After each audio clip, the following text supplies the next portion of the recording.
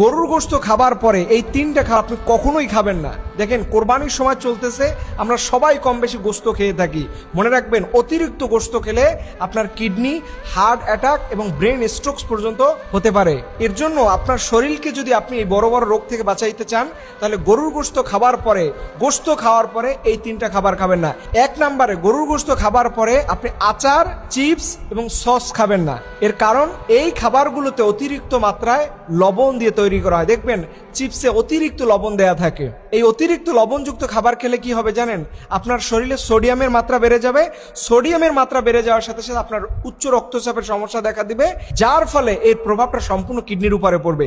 যখন অতিরিক্ত সোডিয়ামের চাপ আমাদের কিডনি বহন করে, তখন আমার কিডনিগুলো ড্যামেজ হয়ে যেতে পারে। দ্বিতীয় নম্বরে গরুর গোশত খাওয়ার পরে আপনি সফট ড্রিঙ্কস খাবেন না।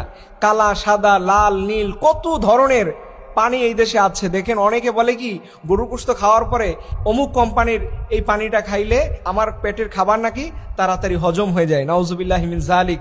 ওই খাবারের কারণে তার পেটের যে পঞ্চতন্ত্রগুলো আছে, পেটের মধ্যে যে মেকানিজম আছে, এটা সম্পূর্ণ ব্যর্থ হয়ে যায়। কিন্তু সে বলে এ ফস করে উঠে এটা খেলে নাকি তার গ্যাস ভালো হয়ে যায়। মনে রাখবেন গরুর গোশত খাওয়ার পরে আপনি যদি কোল্ড ড্রিঙ্কস খেয়ে থাকেন, তাহলে আপনার শরীরের মধ্যে অতিরিক্ত স্যাচুরেটেড ফ্যাট তৈরি হয়, যার ফলশ্রুতিতে আপনার ইনসুলিনের রেজিস্ট্যান্স বেড়ে যায় এবং আপনার হার্টের মধ্যে এটা প্রভাব পড়ে। মনে রাখবেন হার্টকে বাঁচাইতে চাইলে গরুর গোশত খাওয়ার পরে আপনি এই সফট ড্রিঙ্কস, কোল্ড ড্রিঙ্কস, কোম্পানির বিভিন্ন ফস পানি এগুলো মোটেই খাওয়া যাবে না। সর্বশেষ এবং 3 নাম্বার হচ্ছে গরুর গোশত খাওয়ার পরে দুধ খাওয়া যাবে না।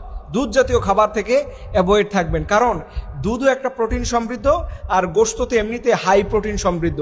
মনে রাখবেন দুইটা প্রোটিন একসাথে হলে আমাদের শরীরে এটাকে ব্যালেন্স করতে পারে না। যখন আমাদের শরীর ইমব্যালেন্স হয়ে পড়ে, আমাদের শরীরে পার্টস পাতিগুলো যখন দুর্বল হয়ে যায়, তখন দেখবেন আপনার অবসাদ লাগবে, ক্লান্ত লাগবে। এর জন্য এই 3টা খাবারকে সুস্থ থাকার জন্য হলেও আপনাকে অ্যাভয়েড করতে হবে। আল্লাহ রাব্বুল আলামিন যেন আমাদেরকে এই খাবারগুলো অ্যাভয়েড করে সুস্থতার সাথে আল্লাহর ইবাদত বন্দেগী করা তৌফিক দান করে। বলুন আমিন।